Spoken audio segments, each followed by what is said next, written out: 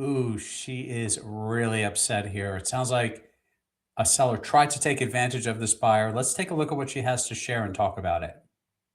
Literally played. So this is a story of a terrible home buying experience. Everyone who knows me in real life knows that my husband and I were recently in escrow. We have an awesome real estate agent. She has gone above and beyond for us, and we love her. As a first-time home buyer, there are a lot of things about escrow that we didn't really know, so we were definitely relying on the expertise of a real estate agent to kind of navigate the waters with us. And if you don't know anything about buying a house, you're in escrow as the buyer. That's when you get to like write up all your contingencies, or basically everything that you see that is wrong with the house.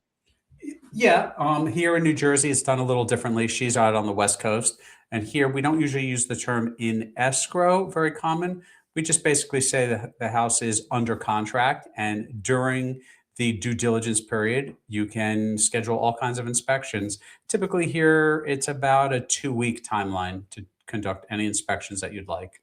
And then you send it back to the seller and you play this tug of war until you agree upon, and then the house is yours. So on Monday, we paid inspectors to come to this house to do like the usual sewage, drainage, the overall house inspection. I cannot emphasize this enough. You need to pay for your own inspections. Do not let the seller pay for your inspections. That's interesting. I don't really see that very often where a seller volunteers to do the inspections or provide the inspections. But let's see where she goes with this. Or do the inspections on your behalf. Because oh my God, what we found. First off, we're in San Diego, and it's been really popular for developers to come into San Diego, buy up these homes, do shitty flips, and then put them back on the market and hope that somebody just buys it.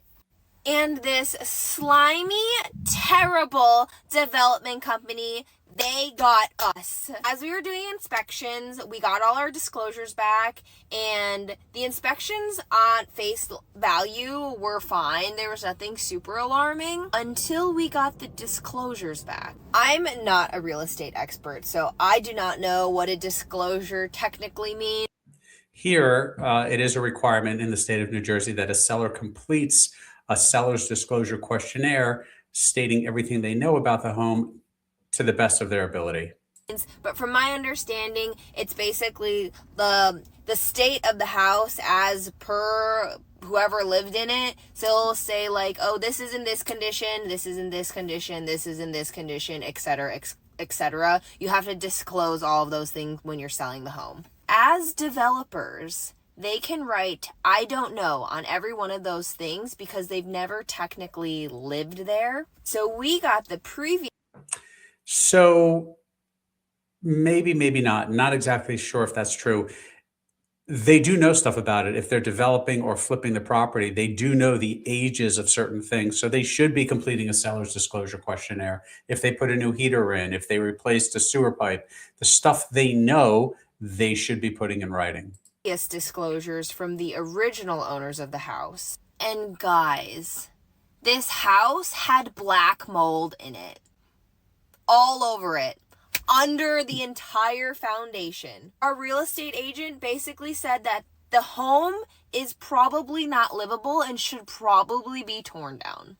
Okay, so I don't know if an agent should go that far in saying that. I think it's awesome that they were able to get the old seller's disclosure to know what was the house like the before, right, when it was sold to the current owners. But mold can be remediated. That's a personal choice if you're not comfortable with that. I totally get that. But there are companies which specialize in remediating the mold. If you stop the moisture issue, which is what mold needs, and you encapsulate, clean and encapsulate the problem, it shouldn't be a problem, no matter how much mold was there previously. To say that the house should be torn down is really a misstatement by her agent. And maybe it's the Midwesterner in me that just cannot believe that somebody would knowingly put a home that has black mold on it on the market It's baffling to me. But unfortunately, that's the world that we live in. And if you don't know what black mold is, black mold can kill you. It can literally kill you. And then our real estate agent did some more digging. The development company that So what's not making sense here is she started by saying she had a whole bunch of inspections done and basically didn't reveal too many issues. It certainly didn't reveal any major issues like black mold that she's talking about. It sounds like the house had black mold prior to, but that could be true. A roof was leaking, but if you put a new roof on, it's fixed. Again, I think, and I totally understand when someone is just not comfortable with that. I've had clients in that situation.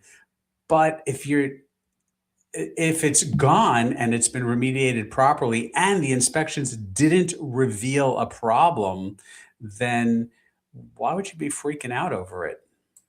is listing this home has been sued multiple times all across San Diego. They've also changed their name 3 times, so you could no longer find the previous name that they were previously sued under. Okay, so this is what's really at play here. It sounds like this could be a development company or some people who do some flipping that maybe aren't the most honest individuals, and so her digging revealed that, and that could definitely be a problem. So needless to say, we have canceled our sale for this house. Great. And we are no longer in escrow. Perfect. Legally, I don't know if I'm allowed to say this development company's name, but if you're in San Diego, literally beware. If you want to know on the side, just DM me and I will tell you all their information. I will also tell you the listing agent because I cannot believe what an Okay, so she's really upset here, obviously.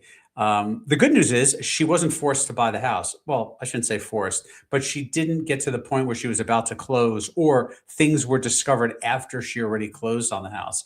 She did her due diligence and through this process basically said, you know what, this isn't the house for me. So, that's really important. Always, always, always do your due diligence. The most important things to do are obviously a home inspection and any subsequent inspections that the home inspector and you think are necessary. So, good video. Thanks for watching.